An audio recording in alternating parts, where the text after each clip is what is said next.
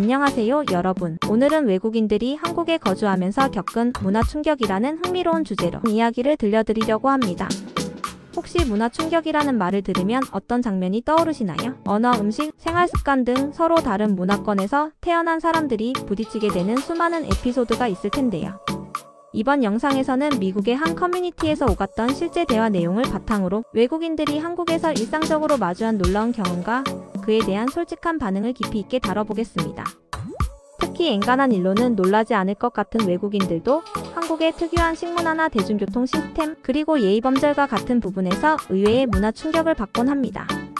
이들은 그 감정을 미국 커뮤니티에 솔직하게 털어놓았고 그 내용이 화제가 되면서 한국인들 사이에서도 꽤 재미있는 토론이 펼쳐졌습니다. 오늘 이 영상을 통해 여러분은 외국인의 시선으로 바라본 한국의 일상이 얼마나 독특하고 또 새롭고 때로는 감동적이기도 한지를 생생하게 느끼실 수 있을 거예요. 처음부터 끝까지 시청해주시면 우리가 늘 당연하게 생각했던 이 문화가 이렇게까지 신기한 것이었나 하고 깜짝 놀라실지도 모릅니다. 혹은 반대로 내가 외국에 가면 이런 부분에서 비슷한 충격을 받을 수 있겠구나 하는 생각이 들 수도 있겠죠. 그렇다면 지금부터 실제 미국 커뮤니티에서 오간 외국인들의 대화와 한국에 거주하는 다양한 나라 사람들의 경험담을 엮어 한국에서 겪는 문화 충격의 세계로 떠나보겠습니다. 가장 먼저 만나볼 인터뷰인은 미국 출신으로 한국에 온 지 2년 차라는 앨런입니다.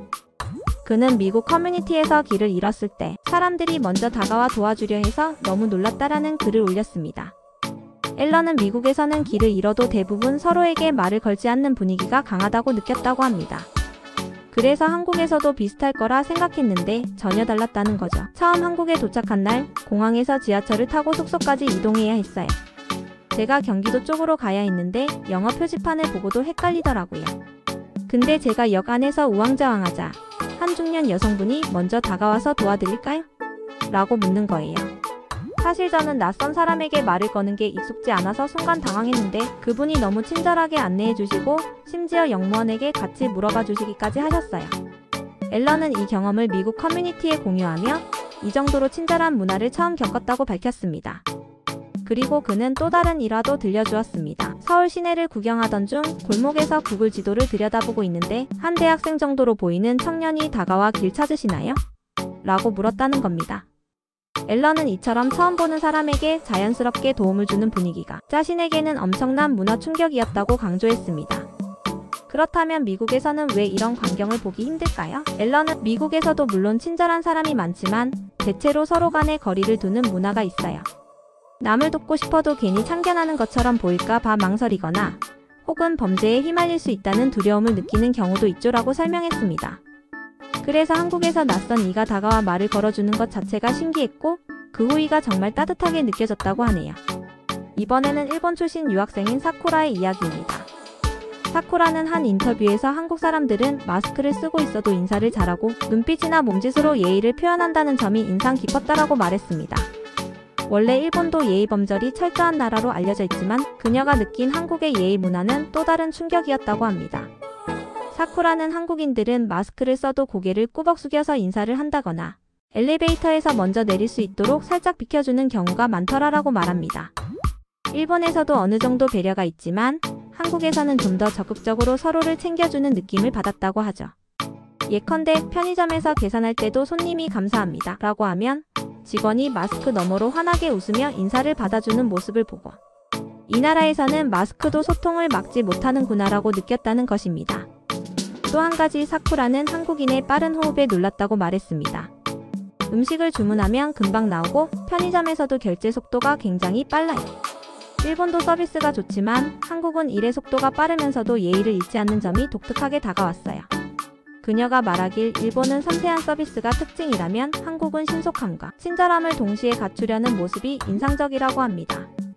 특히 패스트푸드점에서 주문하자마자 음식이 거의 준비된 것처럼 빨리 나오는 광경은 아직도 적응이 안 돼요라는 말도 덧붙였습니다. 한국의 회식 문화도 외국인들에게는 큰 문화 충격 중 하나입니다.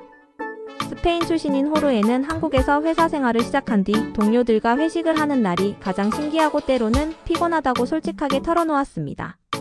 그는 스페인에서도 사람들과 함께 식사하고 술을 마시며 친목을 다지는 문화가 있지만 한국처럼 작고 때로는 밤늦게까지 이어지는 회식은 상상도 못했다고 말했습니다. 호르헤가 특히 충격을 받았던 부분은 바로 소주였습니다. 처음에는 도수가 낮은 술인 줄 알고 마셨는데 생각보다 꽤 독하더라고요. 게다가 건배 제의가 오고 가는 사이 어느새 병이 몇 개나 비어있는 거예요. 스페인에서는 와인 한두 잔을 곁들이며 느긋하게 이야기하는 편인데 한국의 소주 문화는 짧은 시간 안에 술이 확확 넘어가더군요. 호르헤는 웃으며 지금은 좀 적응이 됐지만 처음 몇 달은 회식 다음 날이면 머리가 띵하고 회사 가기가 힘들었다고 회상했습니다. 또한 회식이 1차, 2차, 3차로 이어지는 경우도 그를 당혹스럽게 만들었습니다. 한 번 식사 자리를 가졌으면 됐지 왜 또 2차 노래방으로 가고 3차에서 맥주를 마시고 하는 건지 이해하기가 어려웠어요. 물론 스페인에서도 밤늦게까지 즐기는 경우가 있지만 그건 보통 주말이나 특별한 날에 한정되어 있거든요. 한국은 평일에도 그렇게 술자리가 이어지는 경우가 있어서 놀랐어요. 호르헤는 지금은 어느 정도 익숙해졌지만 여전히 일과 생활의 균형을 맞추기가 쉽지 않다며 한국인들의 체력이 대단하다고 감탄하기도 했습니다. 한국 음식도 빼놓을 수 없는 문화 충격의 대표주자입니다. 실제 미국 커뮤니티에서도 한국의 반찬 문화가 놀랍다거나 김치가 하나의 음식이 아니라 무수히 많은 종류가 존재한다는 내용이 자주 언급됩니다. 호주 출신인 제이미는 처음 한국에 왔을 때 식당에서 기본 반찬이 여러 개 깔리는 걸 보고 정말 깜짝 놀랐다고 회상했습니다. 호주에서는 식당에 가면 메인 요리 하나 그리고 사이드 메뉴 몇 개를 추가 주문하는 형태가 대부분이죠. 그런데 한국에서는 반찬이 기본으로 제공되고 추가로 더 달라고 해도 추가 비용을 받지 않는 경우가 많아서 이거 진짜인가? 싶었어요. 게다가 반찬 하나하나가 맛도 다 다르고 종류도 굉장히 다양하더라고요. 제이미는 김치도 배추김치만 있는 줄 알았는데 물김치, 갓김치, 깍두기, 열무김치 등 종류가 너무 많아서 모두 다 먹어보고 싶을 정도였어요 라며 웃음을 지었습니다. 반면 맵거나 자극적인 양념에 처음에는 당황했지만 이제는 어느 정도 적응이 되어 떡볶이나 매운 찌개도 즐길 수 있게 됐다고 하네요. 한국에서는 매운 음식이 사회생활의 일부인 것 같아요. 회사에서도 종종 오늘 점심은 매운 짬뽕 어때? 라고 하는데 다들 별다른 고민 없이 고개를 끄덕이는 모습이 신기했어요. 외국인들이 말하는 또 다른 충격 중 하나는 바로 카페의 밀집도입니다. 미국이나 유럽도 커피 문화가 발달했지만 한국만큼 골목마다 카페가 즐비한 곳은 흔치 않다고들 하죠. 영국 출신 로라는 런던에서도 카페가 많다고 생각했는데 한국에 와보니 정말 놀라울 정도로 카페가 많고 24시간 운영되는 곳도 있어요. 이 정도면 한국인들은 커피를 거의 물처럼 마시는 게 아닐까 싶을 정도예요 라고 말했습니다. 로라는 한국 카페의 독특한 테마와 인테리어에도 감탄했다고 합니다. 단순히 커피만 파는 게 아니라 디저트나 브런치 메뉴도 훌륭하고 심지어 고양이 카페, 강아지 카페, 심지어는 양이 있는 카페도 봤어요. 어떻게 이런 발상을 했는지 궁금하고 또 손님들이 정말 좋아하더라고요. 또 한 가지 특이한 점은 영국에서는 보통 테이크아웃 컵을 많이 쓰지만 한국에서는 예쁜 잔에 음료를 담아주는 카페가 많고 카공족 카페에서 공부하거나 일을 하는 사람들이 자리 잡고 장시간 머무는 광경이 흔하다는 것입니다. 로라는 이 나라에서는 카페가 단순한 음료 판매점이 아니라 하나의 문화공간 역할을 하는 것 같다며 감탄을 금치 못했습니다. 한국의 대중교통 시스템은 많은 외국인이 부러워하는 분야입니다. 지하철이 비교적 깨끗하고 환승이 편리하며 휴대폰 충전 시설이나 와이파이가 잘 갖춰져 있다는 점이 대표적으로 칭찬받는 부분이죠. 하지만 영국 출신 로라가 추가로 언급한 또 다른 문화 충격 포인트는 바로 지하철에서 비교적 조용한 분위기였습니다. 런던 지하철은 소음이 굉장히 크고 사람들끼리 대화 소리도 시끄러울 때가 많아요. 근데 서울 지하철에 탔을 때 대부분 조용히 스마트폰을 보고 있거나 이어폰을 끼고 있더라고요. 물론 바쁜 출퇴근 시간에는 혼잡하지만 그래도 기본적으로 서로에게 방해가 되지 않으려는 분위기가 느껴졌어요. 로라는 이 점이 한국의 집단 조화 문화와도 연관이 있을 것 같다고 추측했습니다. 개인주의 성향이 강한 영국에서는 내가 하고 싶은 말을 큰 소리로 해도 주변이 크게 간섭하지 않는 편인데 한국에서는 다른 사람에게 피해를 주면 안 된다라는 생각이 뿌리 깊게 박혀 있는 것 같아요. 또한 미국 커뮤니티에서도 비슷한 이야기가 오갔는데 한국에서 지하철을 타면 대부분 휴대전화 벨소리가 아니라 진동 모드로 설정되어 있고 통화도 최대한 조용히 하려 한다라는 내용이었습니다. 물론 예외도 있겠지만 전체적으로는 공공장소에서의 예의가 철저하다라는 평가였죠. 한국의 조직 문화는 외국인에게 또 다른 충격을 안겨주는 부분입니다. 회사든 학교든 구성원끼리 함께 뭔가를 하는 행사가 작고 이에 대한 참여도가 높다는 것이죠. 예를 들어 호르헤는 회사 내 워크숍이나 단합대회가 스페인보다 훨씬 자주 열리는 것을 보고 깜짝 놀랐다고 합니다. 처음에는 회사 행사가 있다는 말을 듣고 한두 번 정도 참여하면 되겠지라고 생각했는데 몇 달 사이에 산행, 체육대회, 봉사활동, 송년회 등 다양한 이벤트가 줄줄이 열리더라고요. 스페인에서도 회사에서 파티를 열긴 하지만 한국처럼 조직 전체가 하나의 가족처럼 움직이는 분위기는 아니었어요. 그는 이런 행사가 때로는 부담스럽기도 하지만 반대로 동료들과 빨리 친해질 수 있었다는 장점도 있다고 평가했습니다. 한국인들은 회식이나 단합대회를 통해 인간관계를 빠르게 쌓는 것 같아요. 그래서 팀워크가 강해지고 일할 때도 서로 협력하는 분위기가 자연스럽게 만들어지죠. 언어 역시 빼놓을 수 없는 문화 충격의 한 요소입니다. 한국어에는 존댓말과 반말이 존재하고 상대방의 나이나 사회적 지위에 따라 말을 달리 써야 하는데 이는 외국인에게 상당히 낯선 부분입니다. 특히 영어권 국가에서는 대부분 유라는 단어 하나로 상대를 부르기에 한국처럼 호칭과 높임말이 발달한 문화가 어렵게 느껴질 수밖에 없죠. 미국 출신 앨런은 처음에는 회사 선배들에게 어떻게 말을 걸어야 할지 몰라서 혼란스러웠다고 토로했습니다. 예를 들어 팀장님이시지만 나이가 저보다 어릴 수도 있고 대리님이지만 경력이 많은 분도 있고 이 호칭 체계가 굉장히 복잡하더라고요. 게다가 존댓말을 쓰다가 어느 순간 반말로 전환하는 시점이라는 게 존재한다는 것도 신기했어요. 친해지면 반말을 해도 된다고 하는데 그 기준이 도대체 뭔지 한동안 고민했죠. 또한 외국인들 사이에서는 한국어의 의성어의 태어가 많다는 점도 화제가 됩니다. 아삭아삭, 주룩주룩, 뻘뻘, 후루룩 같은 표현들이 실제 생활에서 자주 쓰이니 이는 영어권에서 볼 수 없는 언어적 특징이라며 재미있어 합니다. 미국 커뮤니티 대화 중에 눈에 띄는 또 다른 주제는 한국의 치안이었습니다. 많은 외국인이 밤늦게도 비교적 안전하게 길거리를 다닐 수 있다는 점을 가장 큰 장점으로 꼽았습니다. 캐나다 출신인 마이크는 처음에는 지하철역 근처나 번화가에서 늦게까지 놀다가도 혹시 위험하지 않을까 걱정했는데 막상 다녀보니 큰 문제 없이 지낼 수 있었다고 말했습니다.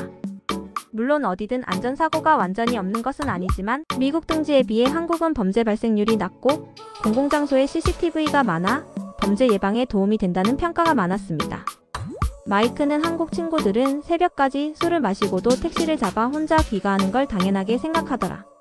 캐나다에서도 큰 도시는 밤에 위험한 지역이 있으니 조심해야 하는데 한국에서는 그런 구역이 상대적으로 적다는 느낌을 받았어요 라고 전했습니다. 또 하나 흥미로운 문화 충격은 한국의 주거 문화입니다. 미국이나 호주 등지에서 온 사람들은 한국의 원룸이나 오피스텔이 꽤 작게 느껴진다고 합니다. 하지만 동시에 온돌이 있어 겨울에 따뜻하다, 방음이 잘 되는 곳이 많다는 점에 놀라기도 하죠. 호주 출신 제이미는 한국에서 처음 원룸을 구했을 때 공간이 좁아서 답답하지 않을까 걱정했는데 막상 살아보니 구조가 효율적이고 바닥 난방이 있어서 겨울에 쾌적하더라. 호주는 에어컨이나 히터로 공기를 데우는 방식이라 건조함이 느껴지는데 한국의 온돌은 바닥이 따뜻하니까 느낌이 완전히 달랐어요 라고 말했습니다. 제이미는 또 오히려 집이 작으니까 청소하기도 쉽고 무언가를 찾기에도 편해서 미니멀 라이프를 실천하게 됐다고 덧붙였습니다. 다만 가구나 물건을 많이 두면 금방 공간이 좁아지는 것은 단점이라고도 했습니다. 한국을 소개하는 영상에서 빠지지 않는 주제가 바로 빨리빨리 문화입니다. 실제로 미국 커뮤니티에서도 한국에서는 택배가 엄청나게 빠르게 도착한다, 인터넷 속도가 말도 안 되게 빠르다는 반응이 많습니다. 미국인 앨런은 아마존 프라임도 빠르다고 생각했는데 한국의 당일 배송이나 새벽 배송은 차원이 다르더라라고 놀라워했습니다. 또한 카페나 공공장소에서 무료 와이파이가 기본적으로 제공되고 속도도 굉장히 빠르다라는 점도 충격이었다고 합니다. 미국에서는 스타벅스나 일부 카페에 가야 겨우 쓸만한 와이파이를 찾을 수 있는데 한국은 길거리에만 나가도 공공 와이파이가 잡히는 곳이 많아서 정말 편리했어요. 유튜브나 넷플릭스를 스트리밍해도 끊기지 않고 재생되는 게 대단했어요 라는 언급도 있었습니다. 그러나 이 빨리빨리 문화가 장점만 있는 것은 아니라는 의견도 있습니다. 너무 모든 게 빠르게 돌아가다 보니 사람들에게 여유가 부족해 보인다라는 지적이죠. 한 미국인은 한국에서 살다 보니 저까지 성격이 급해지는 느낌을 받았다고 말했습니다. 그만큼 속도와 효율을 중시하는 분위기가 강하다는 것이죠. 외국인들이 꼽은 문화 충격 중 하나는 한국어의 난이도입니다. 알파벳이 아닌 한글을 처음 접하면 낯설 수밖에 없죠. 하지만 미국 커뮤니티에서는 한글의 체계적이고 과학적인 면에 감탄했다는 글도 많습니다. 예를 들어 한글은 알파벳을 처음 배우는 어린아이도 비교적 빠르게 익힐 수 있다. 문자를 소리나는 대로 조합해 낼 수 있어 언어학적으로 놀라운 발명이라는 평가가 있었습니다. 물론 단어와 문법까지 익히는 건 쉽지 않지만 일단 한글자 모음을 깨치면 표기를 읽는 것은 가능해진다는 점에서 로마자 기반의 언어가 아닌 문자 중에서는 학습 장벽이 상대적으로 낮다고 느낀다고 하네요. 어떤 외국인은 한글로 된 간판을 읽을 수 있게 됐을 때 엄청난 성취감을 느꼈다고 말하기도 했습니다. 최근 K-드라마와 K-예능이 전 세계적으로 사랑받으면서 외국인들이 한국 문화를 접하는 통로도 다양해졌습니다. 미국 커뮤니티에서도 한국 드라마를 보고 한국에 가면 실제로 그런 장면을 볼 수 있을까? 라는 호기심 섞인 글이 올라오곤 합니다. 예를 들어 길거리 포장마차에서 분식을 사 먹고 치킨에 맥주를 시켜 밤늦게까지 수다를 떠는 모습이 드라마에서 자주 나오는데 그게 현실에서도 흔한 풍경이냐? 라는 질문 말이죠. 실제로 한국에서 생활해본 외국인들은 드라마 속 장면이 생각보다 현실과 가깝다고 대답합니다. 포장마차가 예전보다는 줄어들었지만 여전히 야시장이나 길거리 음식 문화가 존재하고 치킨집이 밤늦게까지 배달을 해주는 것도 흔한 일이니까요. 특히 한국인들은 치맥 치킨 맥주에 대한 사랑이 엄청난 것 같다. 주말 밤이면 어디서든 치킨 배달을 시킬 수 있어서 저도 한동안 치맥에 푹 빠졌었다라는 글도 있었습니다. 미국 커뮤니티에서 또 하나 흥미로운 주제는 한국인의 패션 감각입니다. 프랑스 출신 마르셀은 파리에서도 패션에 관심이 많은 사람들이 많지만 한국처럼 대다수가 깔끔하고 세련되게 옷을 입는 곳은 드문 것 같다고 말했습니다. 지하철을 타도 동네 마트를 가도 사람들의 스타일이 눈에 띄게 멋져요. 아마 미용실이나 화장품 가게가 많고 K-뷰티가 발달한 영향이 아닐까 싶어요. 화장 문화도 많은 외국인이 주목하는 포인트입니다. 남자도 비비크림이나 간단한 화장을 하는 경우를 종종 본다. 화장품 가게가 이렇게 많은 나라가 또 있을까? 등등. 특히 뷰티샵이나 로드숍이 밀집된 거리의 명동을 처음 방문하면 이곳은 화장품 천국인가? 라는 생각이 들 정도라고 하네요. 최근 한국에서는 반려동물 인구가 늘면서 거리에서 강아지를 유모차에 태우고 산책을 시키거나 강아지에게 옷을 입히는 모습을 자주 볼 수 있습니다. 이 모습 역시 외국인들에게는 꽤 신기하게 다가가는 부분입니다. 미국에서는 대형견을 키우는 사람이 많고 아웃도어 중심의 생활을 즐기는 반면 한국은 상대적으로 소형견을 많이 키우고 실내에서 함께 지내는 경우가 많죠. 어떤 미국인은 처음에는 개에게 유모차라니 너무 과한 거 아닌가? 라고 생각했는데 막상 보니 너무 귀엽고 실용적이기도 하더라. 특히 더운 여름철에 아스팔트가 뜨거울 때는 반려견 발을 보호할 수 있으니 좋은 아이디어 같다고 인정했습니다. 또 다른 이탈리아 출신은 한국의 반려동물 카페에 갔을 때 강아지 간식이나 소형견 전용 식탁이 마련되어 있어서 감동했다고 말했습니다. 지금까지 소개한 내용들은 모두 외국인들이 한국에서 겪은 대표적인 문화 충격 사례입니다. 이들은 미국의 커뮤니티에서 서로의 경험담을 공유하며 도대체 왜 한국은 이럴까 하는 호기심을 드러내기도 하고 알고 보니 이런 배경이 있었구나 하며 깨달음을 얻기도 합니다. 한편 실제로 한국에 거주하는 외국인들은 시간이 지날수록 이러한 충격을 자연스럽게 받아들이거나 때로는 장점으로 느끼며 적응해 간다고 말합니다. 호르에는 한국의 회식 문화가 처음에는 부담스러웠지만 지금은 동료들과 친해지는 가장 빠른 방법이라고 생각해요. 술이 좀 세졌다는 게 문제이긴 하지만요 라며 웃었고 사코라는 마스크를 써도 예의를 지키는 한국인들의 모습이 점점 저에게도 자연스럽게 배어들고 있는 것 같아요. 저도 이제 누군가와 엘리베이터를 탈 때는 먼저 인사를 건네려고 노력하죠라고 말했습니다. 결국 문화 충격은 낯섦에서 출발하지만 그 과정에서 새로움을 배우고 기존에 갖고 있던 사고방식을 넓히는 기회가 되기도 합니다. 한국에서 살아가는 외국인들은 이처럼 다양한 장단점을 체감하며 한편으로는 모국과 비교하는 재미도 느낍니다. 그리고 이러한 이야기는 다시 미국 커뮤니티 등 온라인 공간으로 전해지며 많은 이들에게 한국에 대한 궁금증을 불러일으키는 동력이 되고 있습니다. 오늘은 이렇게 미국 커뮤니티에서 오간 외국인들의 한국 생활 경험을 토대로 문화 충격이라는 주제를 깊이 있게 다뤄보았습니다. 아마 영상 보시는 분들 중에는 이미 외국에서 생활해보신 분도 계실 거고 한국에서 외국인 친구와 지내며 비슷한 이야기를 들으신 분도 있을 겁니다. 중요한 건 서로 다른 문화를 존중하고 이해하려는 태도가 아닐까요? 우리가 당연하게 생각했던 것들이 누군가에게는 충격일 수 있고 누군가에게는 굉장히 매력적으로 다가올 수도 있습니다. 반대로 우리가 해외에 나갔을 때 전혀 예상치 못한 부분에서 문화 충격을 받게 될 수도 있겠죠.